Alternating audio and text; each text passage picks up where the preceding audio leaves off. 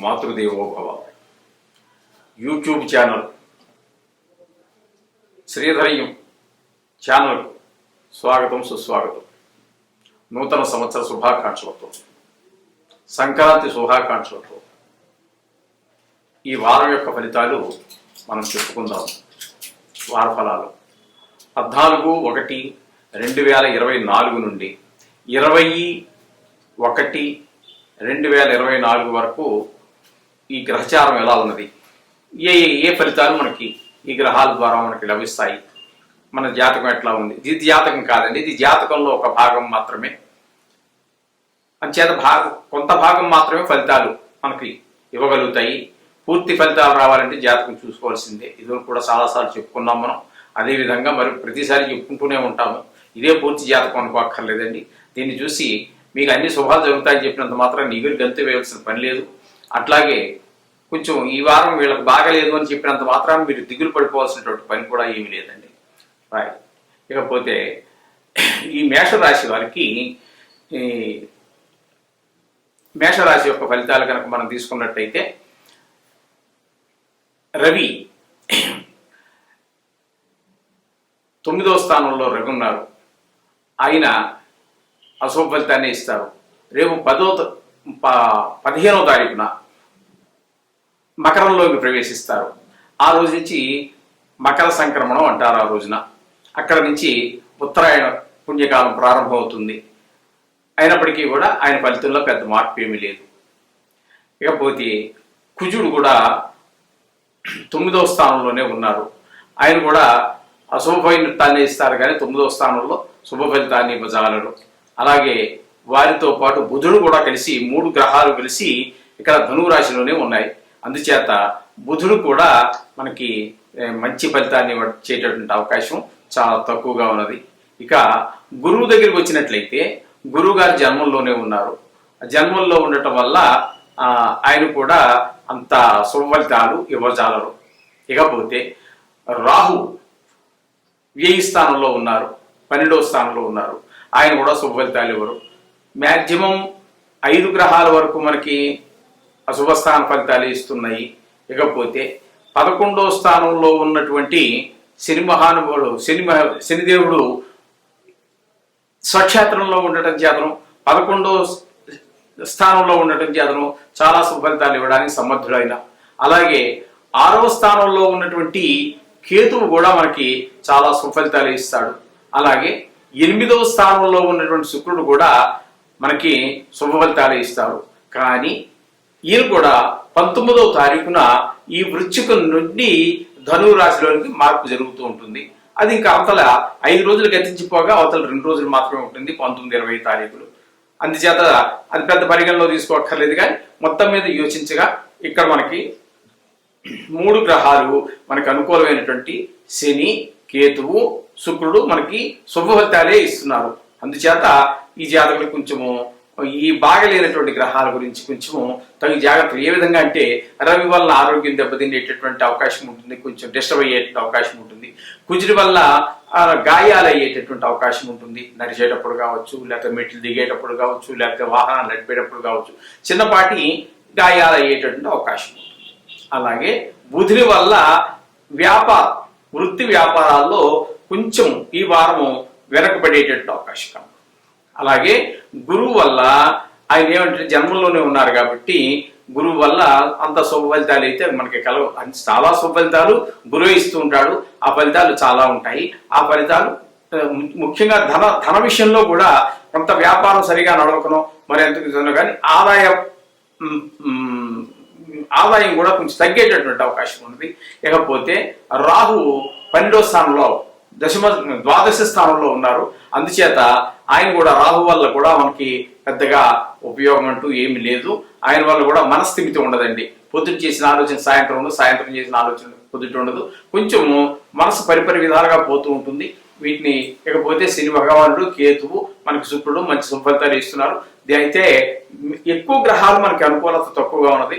అందుచేత మనం ఇప్పుడు చెప్పుకున్నట్టుగానే దీని గురించి ఈ వారం రోజుల్లో మనం చేయగలిగినట్టు పరిష్కారాలంటూ పెద్దగా ఏం ఉండవు. కాబట్టి మీరు ఏం చేస్తారంటే, మనం చెప్పుకుంటున్నాం కదా ప్రతిసారి చెప్పుకుంటున్నట్టుగానే ఈ నవగ్రహ ఉన్నటువంటి గుడి మీకు దగ్గరలో ఉన్నట్టయితే అక్కడికి వెళ్ళండి, 9 ప్రదక్షిణాలు చేయండి. వీరుంటే 2 సార్లు చేయండి, లేదంటే ఒకసారైనా చేయండి. అసలు ఒక్కసారి వెళ్ళడానికి కూడా ఈ పరుగుల ప్రపంచంలో మీరు వెళ్ళలేని పరిస్థితి అయితే మీరేం చేస్తారంటే ఇంటి దగ్గరే మీరు స్నానం చేసిన వెంటనే దేవుడికి ఎలాగో ఒక అగరత్తి వెలిగించుకోవటమో దీపం వెలిగించుకోవటం ఏదో ఉంటుంది కదా, అప్పుడే జస్ట్ ఆ కొద్దిపాటి సమయంలోనే ఈ నవగ్రహ మంత్రాలను మాత్రం శుభ్రంగా చదువుకోండి. ప్రత్యేకించి దీనికి ఏదో పెద్ద పెద్ద దీనికి పూజలు పునస్కారాలు ఏవి చేయవలసిన పని లేదండి. మరి పల్లా దేవుణ్ణి కొలవండి, ఈ దేవుణ్ణి కొలవండి అన్ని అక్కర్లేదండి. వారు ఈ గ్రహాలకి సంబంధించి బాగలేనటువంటి పరిస్థితుల్ని సరిచేయడానికి, శుభస్థానంలో ఉన్నటువంటి గ్రహాలని యొక్క శుభఫలితాలు మనకి ఇవ్వడానికి ఈ నవగ్రహాలను ఏర్పాటు చేసింది ఆ దేవతలే. కాబట్టి మీరు ప్రత్యేకించి ఈ వారం ఈ దేవుడు చేయండి, ఈ వారం ఈ చేయని తప్పేం లేదు. ఏ దేవుడు చేసినా ఒకటే. ఏకో విష్ణు మహద్భూత భూతాన్ని రేక్ష, ఏ దేవుడు చేసినా ఒకటే. కానీ ఈ పని మాత్రం వీరికి వారే అప్పచెప్పారు. ఈ నవగ్రహాలకి ఆ పని చెయ్యమని ఆదేశించినటువంటి వాడు ఆ పరమశివుడే. కాబట్టి నవగ్రహ మంత్రాలను మాత్రం మీరు ఎట్టి పరిస్థితుల్లో వదలకండి. అదే ఆ జన్మాంతం కూడా, అంటే చిన్నప్పటి నుంచి అని మీరు చదవలేరు, కానీ ఇక్కడ నుండి మనం నవగ్రహాలని సందర్శించడం కానీ, చుట్టుముజాలు తిరగటం కానీ, లేదా ఇంట్లోనే పూజ చేసుకున్నప్పుడు ఈ నవగ్రహ మంత్రాలు ఒకసారి చదువుకోవటం కానీ, వీలుంటే సార్ రాత్రి కూడా వండి స్నానం చేసినప్పుడు ఏమైనా అవకాశం ఉంటే దాన్ని కూడా చెయ్యండి. మీకు అన్ని సక్రమంగా జరుగుతాయి. నూతన సంవత్సరంలో ఈ మకర సంక్రాంతి నుంచి మీకు అంతా కూడా 20వ తారీఖు వరకు మంచి జరగాలని ఆ దేవుని ప్రార్థిస్తూ ఉన్నాం. శుభం భూయాత్. వృషభ రాశి వారికి ఈ వార ఫలితాలు ఎప్పటి నుంచి అంటే 14/1/2024 నుండి 20/1/2024 వరకు గోచారం ఎలా ఉంది, ఏ రాశుల్లో ఏ రాశుల్లో ఉన్నాయి, వాటి ఫలితాలు ఏ విధంగా ఉంటాయనేది తెలుసుకునేటువంటి ప్రయత్నం చేద్దాము. ఇప్పుడు ప్రస్తుతం మనం వృషభ రాశి గురించి చెప్పుకుంటున్నాము. వృషభ రాశి వారికి కేతువు 5వ స్థానంలో కేతువు ఉన్నారు. ఆ కేతువు 5వ స్థానంలో ఉండడం వల్ల మంచి ఫలితాలు ఉండవు. కాస్త భక్తి శ్రద్ధలు కూడా తగ్గుతూ ఉంటాయి. మళ్ళీ వచ్చేసుకుందామని పూజ, లేకపోతే రేపు చేద్దామని అన్నట్టుగా ఉంటూ ఉంటుంది కాస్త. అట్లాగే మనకి ఈ శుక్రుడు 7వ స్థానంలో ఉన్నారు. ఆ శుక్రుడు 7వ స్థానంలో ఉండడం వల్ల కాస్త సుఫలితాలు ఏర్పడతాయి. అంచేత ఆయన మనకి భోగాలవి, అంటే భోగానికి ఎక్కువ విలువ ఇస్తారు, ఈ పూజకి అనేటువంటి దానికి తక్కువ ఇస్తారు. అంచేత శుక్రుడు 7వ స్థానంలో కాస్త సుఫలితాలు ఇస్తారు. ఇక పోయినట్టయితే వృషభ రాశి వారికి ఇక్కడ మీకు రవి, కుజ, బుధులు వదిలిపెట్టండి. రవి, కుజులు కనుక తీసుకున్నట్టే బుధుడు కూడా అక్కడే ఉన్నారు, కానీ 8వ స్థానంలో బుధుడు మనకి గోచారీత్యా మంచి ఫలితాలు ఇస్తారు. రవి, కుజులు మాత్రము 8వ స్థానంలో మంచి ఫలితాలు ఇవ్వజాలరు, సుఫలితాలు ఇవ్వజాలరు. అయితే ఈ రవి ఎట్లా అంటే 15వ తారీఖు, ఇది 14 నుంచి మనం మొదలుపెట్టి చెప్పుకుంటున్నాము. 15వ తారీఖు ఒక్కరోజు మాత్రమే ఇక్కడ ఉంటారు. అక్కడి నుంచి 9వ స్థానంలోకి ఆయన రవి 9వ స్థానంలోకి బయలుదేరి వెళ్తారు. దాన్ని మకరంలో బయలుదేరుతారు. ఆ రోజున మకర సంక్రాంతి అంటారు. అక్కడి నుంచి ఉత్తరాయణ పుణ్యకాలం ప్రారంభమవుతుంది. అక్కడ అందుచేత భాగ్యస్థానంలో 9వ స్థానంలో కూడా ఆయన శుభఫలితాలు ఇవ్వరండి. ఇకపోతే కుజుడు కూడా 8వ స్థానంలోనే ఉన్నారు.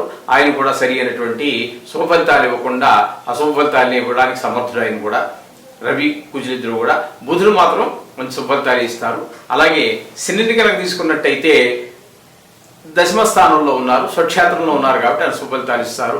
ఇక రాహు ఏకాదశిలో ఉన్నారు కాబట్టి ఆయన కూడా చాలా మంచి ఫలితాలు ఇస్తారు. ఇక బుధుడు మనం చెప్పుకున్న బుధుడు 8వ స్థానంలోనే ఉన్నారు, ఆయన కూడా మంచి ఫలితాలు. ఇక్కడ మీకు ఈ వృషభ రాశి వారికి కనుక తీసుకున్నట్టయితే 4 గ్రహాలు మంచి స్థానంలో ఉన్నాయి. అందులో 2 గ్రహాలు కొంచెం మంచి శని, శుక్ర గ్రహాలు కొంచెం, బుధుడు, ఈ రాహు కొంచెం దీర్ఘకాలంగా, రాహు శని కొంచెం ఈ వారం కంప్లీట్గా అక్కడి నుంచి ఏ మార్పులు ఉండవు కాబట్టి శుభ ఫలితాలు ఇస్తారు వాళ్ళిద్దరు, నలుగురు కూడా. ఇక అశుభ ఫలితాలు ఇవన్నీ ఇస్తూ ఉంటారు. ఈ అశుభ ఫలితాల వల్ల మనకు కలిగే ఫలితం ఏంటంటే రవి 8వ స్థానంలో ఉండటం వల్ల అది కొంచెం ఆయన 9వ స్థానంలోకి వెళ్ళినప్పటికీ కూడా అంత మంచి ఫలితాలు వచ్చేటువంటి అవకాశం అయితే ఏమీ లేదండి అక్కడ. ఇకపోతే కుజుడు మనకి 8వ స్థానంలో ఉన్నారు.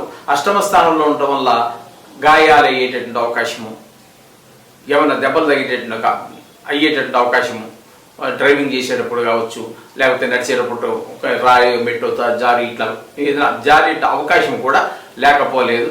అలాగే ఇక గురువు గారిని తీసుకున్నట్టయితే ఆయన 1000 స్థానంలో ఉన్నారు. 1000 స్థానంలో కూడా ఆయన కూడా మంచి ఫలితాలు ఏమి ఉంటారండి. కొంచెము ఆర్థికంగా కొంచెము రావాల్సిన డబ్బులు చేతికి అందకపోవటం లాంటి చిన్న చిన్న సమస్యలు ఉంటాయి. ఇక పోయినట్టయితే మిగతా చంద్రుడి గురించి మనం ఇందులో చెప్పుకునేటటువంటిది ఏమీ లేదు. అందుచేత ఈ 4 గ్రహాలు మంచిగా ఉన్నాయి, 4 గ్రహాలు కొంచెం అశుభ ఫలితాన్ని ఇచ్చేటువంటి అవకాశం ఉన్నది. ఈ విధంగా అయినటువంటి ఫలితాలని ఇవ్వడానికి అందుచేత వృత్తి వ్యాపారాల్లో బుధుడు సహకరిస్తాడు. ఆరోగ్యం, ఉద్యోగాలలో మీకు శని సహకరిస్తాడు.